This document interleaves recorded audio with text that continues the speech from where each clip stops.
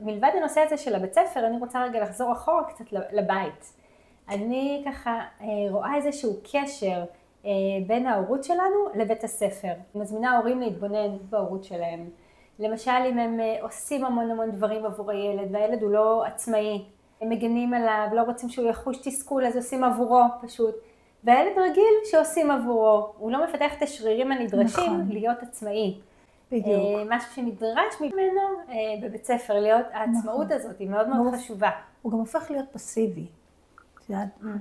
כי, את יודעת, זה כמו נדנדה כזאת, של אקטיבי ופסיבי. ברגע שהאקטיבי, ההורה הוא אקטיבי יותר, והוא לוקח על עצמו את האחריות, אז הילד הופך להיות פסיבי. אני לא צריך, מישהו כבר עושה את זה. מישהו עושה את זה, אז אין צורך ששניים יקחו את האחריות. חשוב מאוד האיזון, באמת, לראות שהנדנדה תהיה מאוזנת. זאת אומרת, לאפשר לילדים להתנסות וגם לטעות. נכון? זאת אומרת, גם בלימודים, זאת אומרת, יש הורים שאני פוגשת, יושבים עם הילד שהכל יהיה זה, לא, זה בסדר, הילד יעשה לבד.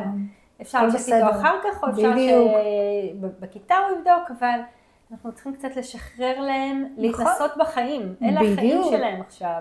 אנחנו מאמינים שאין דבר כזה שנקרא כישלון. כישלון בעצם זה משוב להצלחה. אז חלק מהחיים זה באמת להתנסות וכן להיכשל, זה בסדר, כי ככה אנחנו לומדים. אי אפשר להגיע להצלחה בלי לעבור דרך התחנות האלה שבהם לא הצלחנו. כי אף אחד לא נולד פרופסור, אף אחד לא נולד איינשטיין. נכון. גם איינשטיין נכשל והוא למד, זה אלה שיעורים שהוא פשוט לא למד מהם. נכון, ממש. גם איינשטיין נכשל, את צודקת. לגמרי, זה חשוב מאוד. באמת הנושא הזה של המודלינג, האם אנחנו בכלל מאפשרים לעצמנו לטעות? האם, את יודעת, זה מתחבר לכל מיני דברים שלמשל, אני לא טובה באפייה. אני אגלה לך סוד. אני כאילו, לא הולך לי שם, לא הולך לי, כי הכל צריך להיות מדויק, ואני כרופאת קשב בעצמי, מבחינתי זה עונש הכי גדול, ואני באה עצבנית כבר, וזה לא עובד. תני לי בישול, שזה יותר יצירתי, זה אנשים עם קשב, יצירתיים, תני לנו צבע וחופש פעולה. רק תגיד, תני לנו מתכון, זהו, הרסת לי את היום. אז הדבר הזה הוא מודלינג. גם אם אני אומרת, זה אני לא טובה, אני לא נוגעת. נגיד, לתקוע מסמר בקיר, לא, זה אני לא עושה. זה כל מיני תחומים שבהם אם אני לא טובה, אני לא נוגעת, זה מעביר מסר מסוים גם לילדים שלנו. נכון. תעשה רק מה שאתה טוב בו, רק מה שאתה יודע שאתה תצליח, רק את זה תעשה.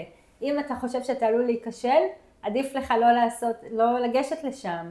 לכן אני רואה הרבה ילדים למשל שהולכים לאיזשהו חוג, ואחרי פעמיים 3, לא, הם לא רוצים להיות שם, כי הם חווים שהם עוד לא יודעים ביחס לילדים אחרים, אז הם נמנעים. והימנעות זה גם איזשהו נושא שלם וגדול, שגם ככה מאוד מעניין לעסוק בו, ואולי נעסוק בו בהמשך. אז המודלינג שאנחנו מוכנים לטעות, אנחנו מוכנים לקחת סיכון במקום שבו אולי לא נגיד בדיוק את מה שרצינו, אולי יעבירו לנו, זאת אומרת, אנחנו בני אדם. נכון. וזה בסוף השורה התחתונה שאנחנו בני אדם, וזה מאוד אנושי לטעות. זה מה שהופך אותנו להיות אנושיים. נכון, ממש. והמודלינג זה באמת, זה שיקוף, זה מראה, זה דרכנו באמת, הילד לומד. הם לומדים מאיתנו הכל.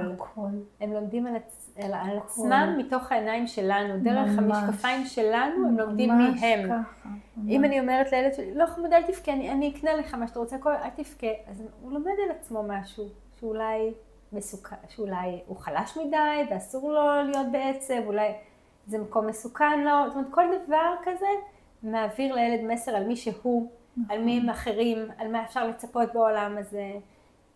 וזה באמת ההורות שהיא גם מתנה והיא גם אחריות מאוד מאוד גדולה. ואנחנו שם.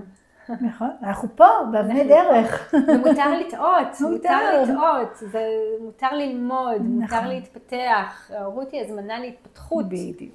אנחנו כל הזמן לומדים, כל הזמן, וגם משתנים. זה מה שחשוב גם להבין שאנחנו משתנים. היום מחקרים מראים שגם בגיל 100 אפשר להשתנות. המוח שלנו הוא פלקסיבל, הוא גמיש. ואפשר.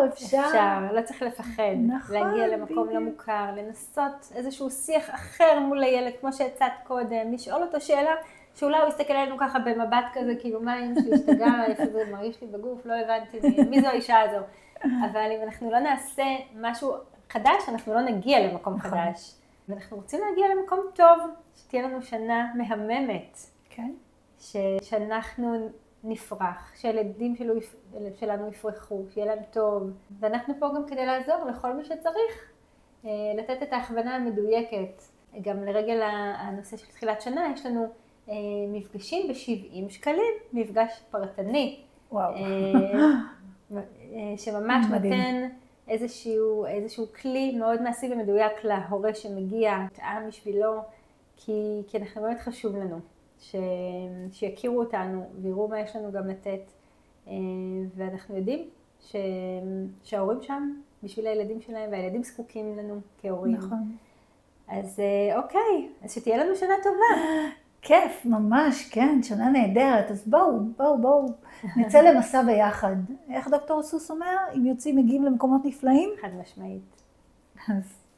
אז תודה טליה, שתהיה גם לך שנה נפלאה. תודה. ולכם ההורים, הרבה נחת ורק בשורות טובות. אמן. נשיקות.